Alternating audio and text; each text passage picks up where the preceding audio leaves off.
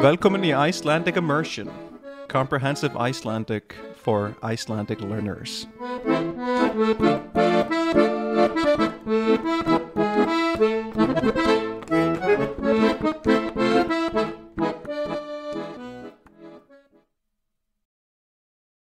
Góðan dag og verður velkomin í þátt númer, hvað var þessi þáttur? Þátturinn er númer 66. Þannig að ég orða þetta kannski og segi velkomin í þátt númer 66 af þessu hlaðvarpi. Í dag datt mér í hug að halda áfram með þetta þema, ef það mætti kalla það þema, að vera með styttri þætti heldur en ég hef verið að gera áður. Þetta er ákveðin lúxus sem ég get leyft mér af því að aðalmarkmið þáttanna er að ná að hjálpa ykkur sem eru að læra málið að ná að heyra málið talað skýrt og þannig mögulega meðtekið málið betur og kannski öðruvísi heldur en þið næðuð að gera með öðrum leiðum. Það hefur aldrei verið beint markmið þáttanna að vera með lengri umfjallanir ákveðin viðfangsefni. Auðvitað er það miklu gagnlegra að það sé áhugavert að hlusta á það sem þú ert að hlusta á og að það sé þá mögulega fjallað mismunandi viðfangsefni innan ákveðins þema. Þannig að þú ert bæði að heyra mjög mikið af sömu orðunum, sögð aftur og aftur, en líka að það birtist ný orð sem þú hefur aldrei heyrt áður. En það þarf ekki að vera gert í þáttum sem eru hálftími eða 40 mínútur að lengd. Stundum hefur þú ekki tíma eða einbeitingu í það að hlusta á langan þátt. Kannski hefur þú bara tíman til þess að skuldbinda þig við þátt sem að er styttri, kannski 10 mínútur eða 15 mínútur upp að 20 mínútum, en það er kannski orðið of langt og þú geymir þá kannski að hlusta á hann þangað til seinna og svo kemur þetta seinna aldrei. Ég sagði að þetta væri lúxus sem ég hef. Það er bæði vegna þessara staðreyndar að þessi þáttur er ekki bundinn við það að vera skýringar þáttur, en líka það að núna er ég búin að gefa út marga þætti sem að eru fjölbreyttir. Það er til eitthvað fyrir flesta ef að þið ætlið að fara inn á ykkar áhugasvið eða að sjá eitthvað áhugavert málið, að þá gætuð þið hlustað á þann þátt frekar en aðra. Það er enginn sem segir að þú þurfir að hlusta frá þætti 1 og til þáttar 66 í dag. Þannig að þú getur valið þann þátt sem þér hentar. Þannig ef þú vildir hlusta á lengri þætti, þá eru þeir til fyrir þig.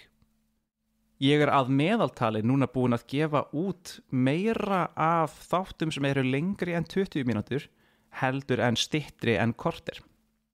Þannig núna ætla ég kannski að jafna þetta út með því að gefa út fleiri styttri þætti, þannig að þeir sem vilja hlusta á styttri þætti fái fleiri tækifæri til þess.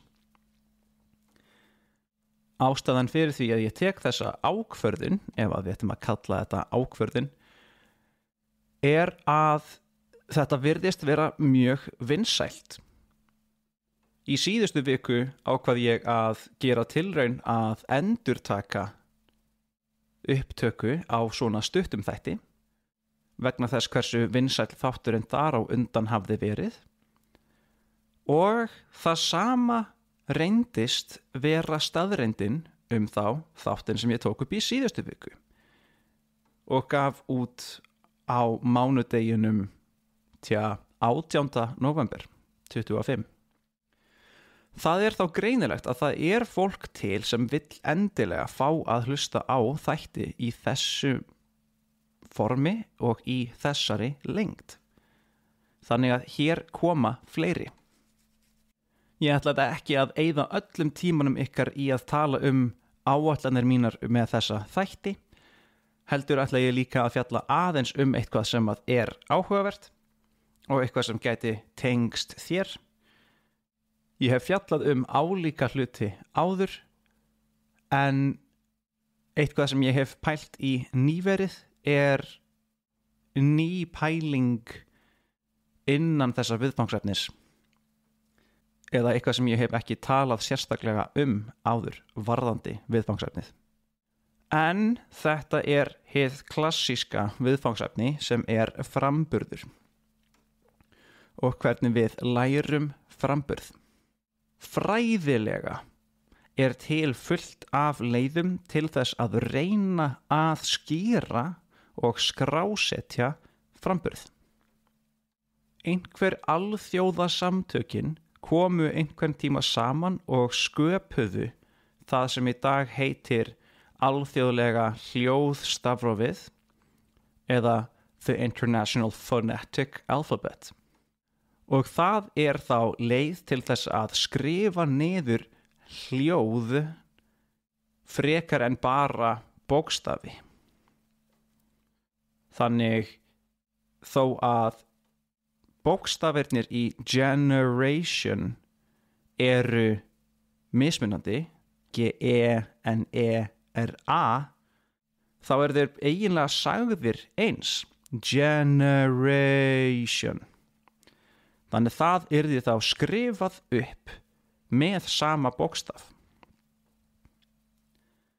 Ef maður rosa góður á bókina, þá væri kannski hægt að læra framburð með því að nýta sér þetta stafróf og sjá þá hvernig hljóðin sem þú kannt að búa til með þínu hljóðfæri, með þinni rödd og þínum munni, þinni tungu, táknuð á þessu hljóðstafrófi og þú getur svo nýtt þér þá stafi til þess að komast að því hvernig þú getur sagt hljóð nýs tungumáls.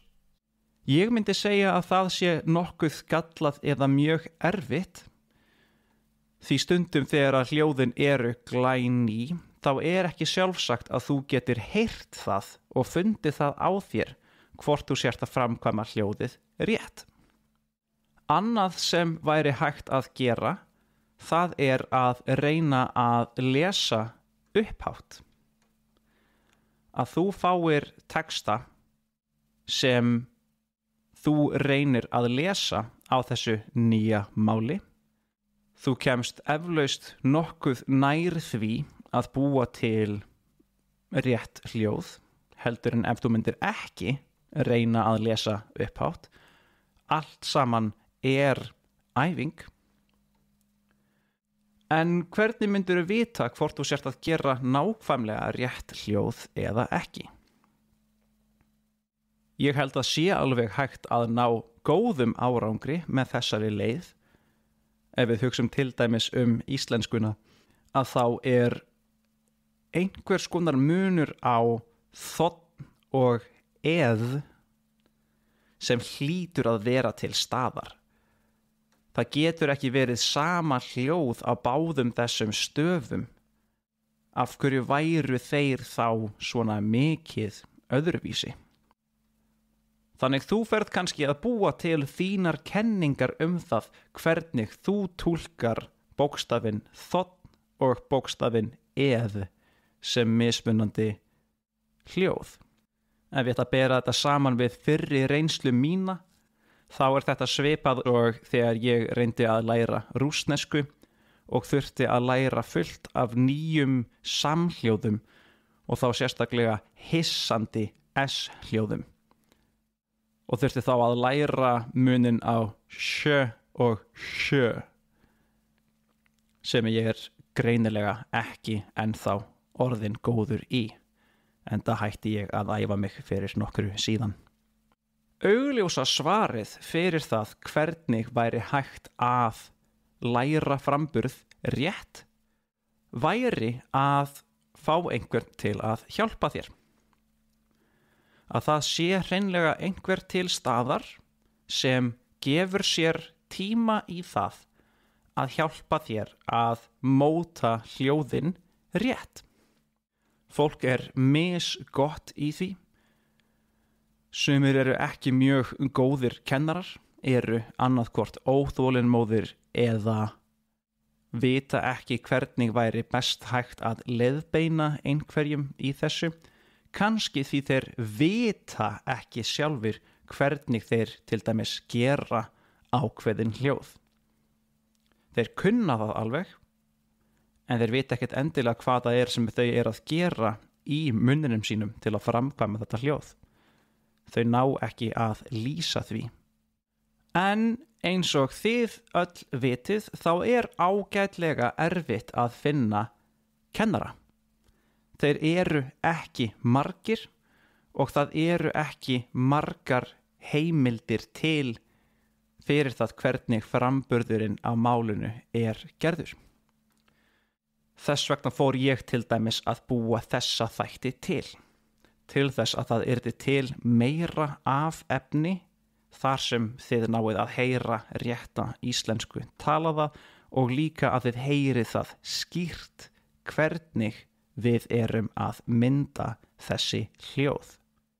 Margir tala of hratt og sleppa hljóðum, en það gerist líka í öllum tungumálum, en til þess að geta hljómað rétt þegar við tölum of hratt, þá þurfum við að kunna að tala hægt. Og það það sem ég reyni að sýna ykkur. Ástæðan fyrir því að mig langaði að taka þennan þátt upp að það hefur setið í mér lengi sú hugmynd að gefa út kennsluefni fyrir einmitt þetta. Nú hef ég kennt cirka 200 manns hvernig á að bera fram íslensku í tímunum mínum.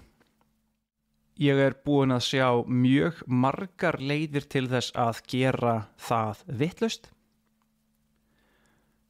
og orðin nokkuð góður í því að sjá hvað þarf að segja og hvað þarf að gera til þess að ná réttum framburði fram.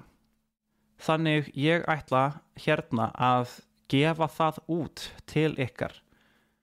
Þetta örugglega það sem að krakkarnir í dag myndi kalla soft launch. Að ég ætla að gefa út kennslu myndbönd sem að líklegast verða til staðar fyrir áskrifendur að Patreon. Ég mun líklega hafa það í öðrum verðflokki fyrir þá sem að myndu til dæmis vilja koma í pröfutíma hjá mér þar sem við myndum fara yfir þessi framburðaratriði. En með þessari leið næði ég kannski að kenna fleirum á skilvirkari máta og á ódýrari máta líka. Það að segja ódýrara fyrir ykkur. Því ég held að það sé hægt að búa til skýrari nálgun á framburðarkennslu á íslensku heldur en það sem þegar til. Ég alls ekki að segja að það sem til á netinu sé eitthvað slæmt, en það alltaf hægt að koma með fleiri nálganir að þessu og ég hef ekki séð neitt vinna með mína nálgun áður, en það sú nálgun sem hefur hjálpað nemendum mínum að ná tökum á þessu á sem sneggstan máta. Ég næ vonandi að taka upp myndböndin fyrir þetta sem fyrst og svo tekur klippivinnan einhver tíma ef maður ætlar að gera þetta vel. En þið fáið þá að frétta af því þegar þetta kemur út. Ég lofaði að þessi þáttur yrði styttri, þannig ég ætla ekki að hafa þetta lengra í dag. Ef þú hefur náð svona langt inn í þáttinn, þá þakka ég þér fyrir að hlusta og þangað til næst. Takk og bless. Hello again, it's me. Now in the wrong language, I just wanted to let you know that if you're interested in seeing a transcription of this episode that you just listened to, or any of the other episodes, then that's available to you through my Patreon page. That's going to be within the Linktree link that you're going to see in the description of this episode. So if you're interested in finding the Patreon page, the Facebook page of the show, or even my teaching page on italki, then all of that's going to be found underneath that little umbrella that is the Linktree link there. So don't be shy, click away. Thanks again for listening, and hope you'll come again. All right, take care.